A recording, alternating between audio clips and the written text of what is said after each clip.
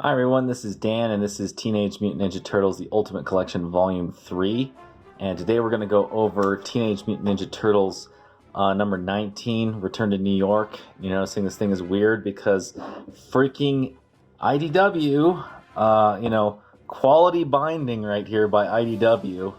Jesus Christ. This thing came this way after a couple times reading through this book.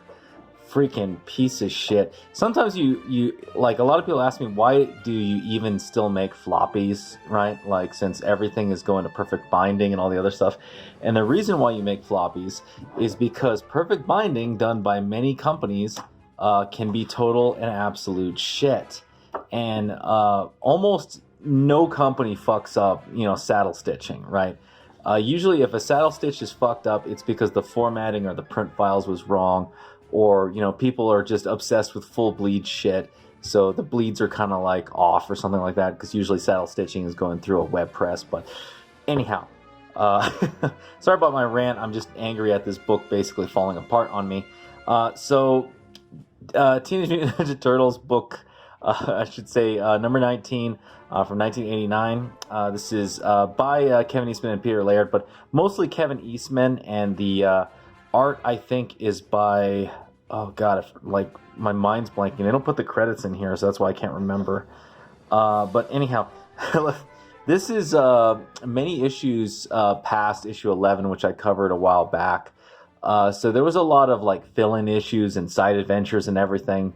And for the most part, the Turtles at the end of 11, they were mostly recovered, but for whatever reason, the team didn't really have them. Eastman and Laird really didn't return them back to New York for a while. There's a lot of fill-in issues here and there, and I might go back to revisit them, just kind of like the micro issues for the Turtles. But in this case, I want to jump right ahead to the Return to New York, which is a great little three-parter right here. But anyhow, we go and we're in the sewers right here. We open up, we get a double-page spread of Raph, and looks like some dated newspaper with the original George H.W. Bush as president. But yeah, Raph getting trashed in the sewers. It's kind of interesting. The costume and the dirtiness and the griminess of this kind of foreshadows the Last Ronin many years later, right? But anyhow, we get, look at all these vertical panels right here. So it's a lot of visual storytelling, slightly decompressed, which is typical of these turtle issues of the time, but the visual storytelling is fantastic. We're going to roll up right here, and then we go back to a flashback, and here's the Turtles back at the barn, training up, and here's Raph getting tired of it all. Actually, I should show this right here. So this is December 23rd, and then it flashes away to December 19th. So we're going 4 days back, and there's the Gazette and him rolled up right there. And then Raph finally has it, and he says, "I can't stand it anymore. The hell are we doing here? We should go back to New York and take on Shredder." And everyone kind of yells, and he's screaming out, "You know what? We're here to heal or do whatever stuff, but the real problem here is Leo's scared to go back because he got his ass whipped." And then you hear a slam right here. Everyone looks over, and here's Leo, like, "What?" I like this right here. It's like basically what you say.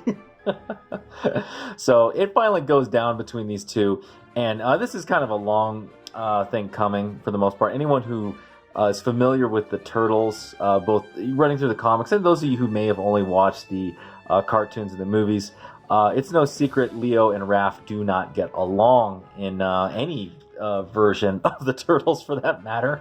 And it comes to a head. Raph decides, "I'm going back to New York with or without you guys," and Leo's like, "The hell you are." And it gets basically, he decides, like, "I don't care what's going on. I'm going back alone." And then they get into a fight, and it's really excellent, typical visual storytelling by Eastman and Laird, and fucking terrible printing by IDW, as this thing basically falls apart in my hands. But that's okay. You guys don't have to have this. You can learn from me, and don't buy these shitty IDW reprints and try to find something of significantly higher quality than this garbage from IDW.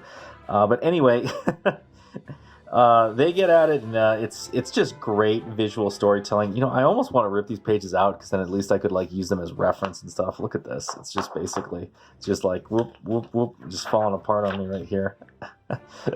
And look at the fight right here as they go. They're like struggling for the sword. Got all this wooden stuff, and then Leo kind of gets the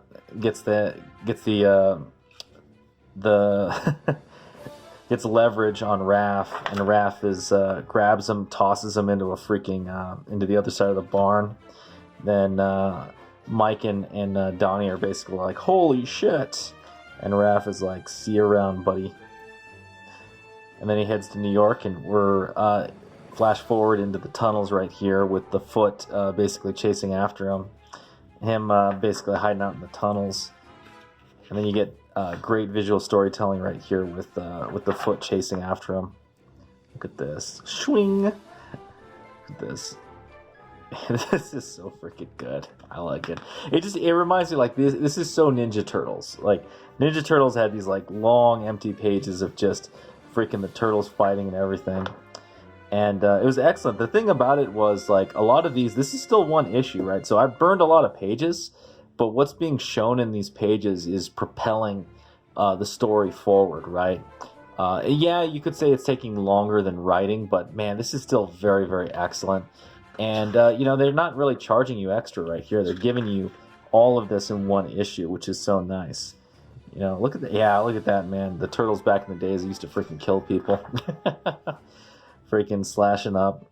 More coming this way. He has to chase after them and get away. Look at this. Look at more fighting. Getting hit in the face right here. So run out. Snort more. Not Foot, something else that smells so strange yet familiar. Can't place it. So he comes down here to the lower end of the sewer and he sees this. And then out comes this creature and Raph is like, "Oh shit! Oh!" And then you go over here and it's the rest of the turtles. They've returned to New York, right? They're breaking down into the sewers right here to our park. I love the perspective right here. They always had these like crazy perspective shots that were just freaking just so cool in the Turtles, man. New York, Jessica Hahn, subject of church probe. And then they're in the sewers right now. And they find their home right here. There's Raph right here. "Welcome home. I knew you'd show up sooner or later. I have a plan and a little help." Booyah, baby. Freaking Triceratops. Nice little callback to their adventures in a different world, right? It's pretty cool. Yeah, I love the double page spread, like, "Oh shit." And that's pretty much it. Oh god, I'm gonna have to use this book for another like several issues. Fuck, this is gonna suck. All right. Sorry about that. This is a real quick one. I just wanted to kind of showcase this issue right here and just great sequential art. I actually think this issue would be a little bit better in color. The black and white's fine, but at this point in time, it's kind of like I think they're forgetting sometimes how to differentiate some of the turtles. This issue still had like little cues that would make you realize what turtle is what, but yeah, after a certain point, it's like they all look the same. They need some color right here. I know for those who are true old school turtle fans, they all had red bandanas in the old days, but kind of happy they went to the colored ones because it helps differentiate them, which can be useful especially when they don't have weapons. It's like, oh shit, who's who, right? Anyway, you probably saw this. This is the art for the video. This is Raphael, Return to New York, right here. So I was going with more of a base flat style right here. I didn't put a lot of rendering in the marker work right here. And then I think if I would do it more way, I think I would do the leg a little differently. I feel the leg should pop out more in this particular issue. But it was kind of fun. It was like, hey, you know, I was doing this and I was like, man, this like, it kind of reminds me of like the early inspirations for what Last Ronin would be today, right? You could see it in the original Return to New York. And also later on in another arc that we'll go over called City at War, right? So yeah, Raphael, Return to New York. Anyway, this will be a short video. Thanks for watching. If you like this video, please hit the thumbs up. Subscribe if you haven't subscribed. Hit the bell for notifications. You got any comments on the Teenage Mutant Ninja Turtles number 19, Return to New York, book 1, or my art? Leave it down below, and I will see you next time.